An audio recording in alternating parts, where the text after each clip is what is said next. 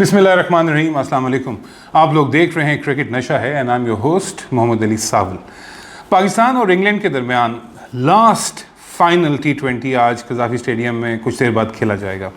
ये सीरीज़ 3-3 से बराबर है और पाकिस्तान ने इसमें मिली जुली परफॉर्मेंसेस की हैं। हमने दो मुख्तलिफ़ किस्म की क्रिकेट देखी है।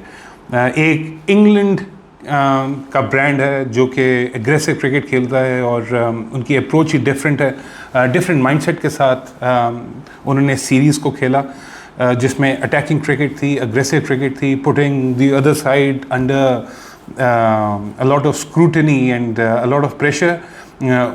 वर्ड गोस है, उनके बैटर्स जो थे they used to take on the bowlers और ये ऐसी अप्रोच हमने इंग्लैंड की क्रिकेट की वाइट बॉल क्रिकेट में अब देखी है। लेकिन उसके बरक्स जो पाकिस्तान की क्रिकेट की अप्रोच है वो डिफरेंट है। वो है कि पहले 5, 6, 7 ओवर विकेटें बचा के रखो और उसके बाद जब प्लेटफॉर्म बन जाए 6 ओवरों में 50-60 स्कोर बन जाएं, 40, 50, 60 जो भी बना सकें, उसके बाद फिर आपके पास विकेटें होंगी और आप आखिरी 14 ओवर्स में 140 रन बनाएं या 130 रन बनाएं या ज़्यादा बनाएं। सो दो मुख्तलिफ अप्रोचेज़ हैं। लेकिन पाकिस्तान के लिए प्रॉब्लम ये हो रही है कि अगर हम ऊपर से विकेटें बचा भी लेते हैं और आउट भी नहीं होते और 40-50 रन का हमारा ओपनर स्टैंड्स दे भी देते हैं तो उसके बाद हमारा मिडल ऑर्डर जो है वो उसमें परफॉर्म नहीं कर रहा। और इंग्लैंड ने जो मैच जीते हैं वो बिल्कुल सीधे सीधे जीते हैं, चाहे वो 223 करना हो, चाहे वो चेस करना हो, चाहे 170 चेस करना हो, वो उन्होंने बिल्कुल वर्ड गो पे जीता है और पाकिस्तान को बिल्कुल मैच से आउट कर दिया। जो मैच इंग्लैंड हारा है वो फंस के हारा है, यानी कि पाकिस्तान टीम ने वो उनके जीता हुआ मैच उनसे छीना, जो कि हमने 4th और 5th T20 इंटरनेशनल में देखा भी। ये दो मुख्तलिफ अप्रोचेज़ हैं और इन अप्रोच का टाकरा है। ये सिर्फ पाकिस्तान का टाकरा नहीं है या सिर्फ इंग्लैंड का टाकरा नहीं है, ये टाकरा है कि कौन सी अप्रोच बेहतर है T20 के लिए। और अगर आप मुझसे पूछें और आप लोग शायद मुझसे एग्री भी करें, बल्कि अगर नहीं भी करते तो आप मुझे ज़रूर कमेंट्स में लिखें कि मेरे नज़दीक T20 में आपकी विकेटें कीमती नहीं हैं, रन्स कीमती हैं। आपका बैट्समैन अगर आउट होता है तो आपको 1-2 ओवर सेट होने के लिए नहीं चाहिए, इतना टाइम ही नहीं है T20 में।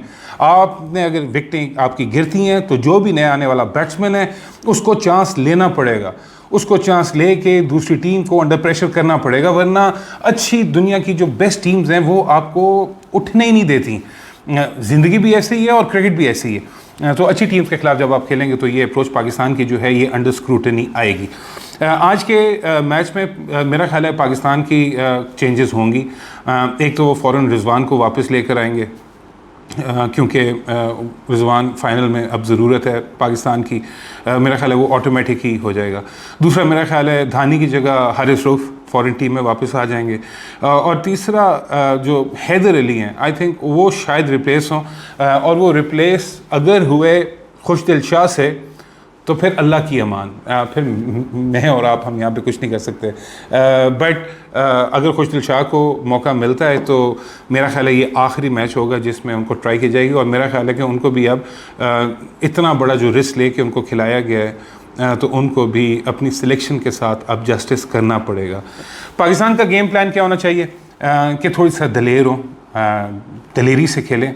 अगर आपको पहले बैटिंग का मौका मिलता है तो 210-220 का टारगेट लगाएं, ये तो होगी पहली बात। लेकिन मेरी ख्वाहिश है और मेरी दुआ है, आप भी दुआ कीजिएगा कि अल्लाह पाक जो है वो पाकिस्तान को चेज़ ही कराए, क्योंकि अगर हम 200 खा लेते हैं तो हम 200 कर सकते हैं। अगर हम 140, 50, 60, 70 पे इंग्लैंड को पकड़ लें तो हम ये टारगेट्स जो हैं ये हम अचीव कर सकते हैं। लेकिन पहले बैटिंग में हमारी अगर विकेटें गिर जाएं तो फिर हमें पता नहीं चलता कि हमने करना क्या है। बाकी हमारे बॉलर्स आई थिंक वो हारिस रऊफ़ की वजह से एक इंजेक्शन अच्छा मिलेगा पाकिस्तान को, पाकिस्तान की बॉलिंग स्ट्रेंथ अप होगी और फास्ट बॉलर्स के प्लान्स बड़े सॉलिड होने चाहिए। प्रॉब्लम यह है पाकिस्तान के बॉलर्स के पास कि इंग्लैंड की जो बैटिंग स्किल्स हैं उनका हमारे पास अभी तक मुकम्मल जवाब नहीं है, क्योंकि वो ऑल राउंड प्लेयर्स हैं। हर विकेट के 360 डिग्रीज वो शॉट्स मारते हैं। पाकिस्तान के पास जो बैटिंग लोअर मिडल ऑर्डर है, हमारे पास टोटल 2 शॉटें हैं, एक मिड विकेट के ऊपर से छक्का और एक सीधा छक्का। हमने कट पे छक्के नहीं मारे, हमने कवर के ऊपर छक्के नहीं मारे, हमने वो पैडल शॉट जिसे कहते हैं स्कूप शॉट, हमने वो नहीं मारी। हमें ऑन दी अप बॉल जब ऑफ स्टंप से बाहर हो थोड़ा खींचो और ऑन दी अप, हम इंडियंस को देखते हैं और ये इंग्लिश क्रिकेटर्स को देखते हैं, ये वो शॉट्स मारते हैं, ये पाकिस्तान के प्लेयर्स के पास नहीं है।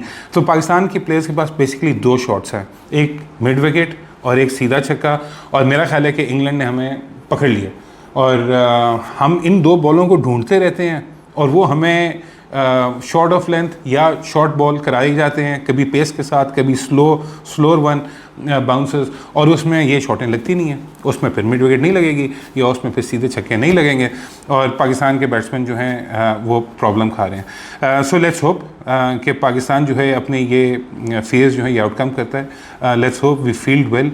दूसरा ड्यू फैक्टर है, पहली जब आप बैटिंग कर रहे होते हैं तो बॉल ग्रिप भी करता है और थोड़ा ब्रेक भी होता है, टर्न भी होता है, थोड़ा फंस के भी आता है, लेकिन शाम को सेकंड इनिंग्स में जब ऑस पड़ती है, बॉल गीला हो जाता है, विकेट इवन पेस हो जाती है, अच्छा बल्ले पर आता है। सो इंग्लैंड को भी वो सूट करता है जो सेकंड इनिंग्स में अगर वो करें, और पाकिस्तान को भी सूट करता है।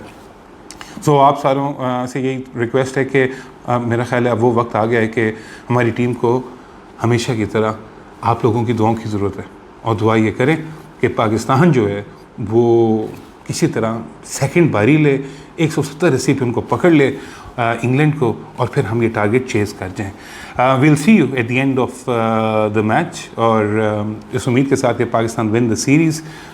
ये सीरीज़ जो है ये बड़ी अहमियत के हामिल है क्योंकि world cup is around the corner, और जब ये सीरीज़ ख़त्म होगी तो हम आपके पास स्टैट्स लेकर आएंगे with a lot of information. So if you like our channel, please watch and subscribe, and we will see you again at the end of the match. Till then, take good care of yourself. अल्लाह हाफिज़।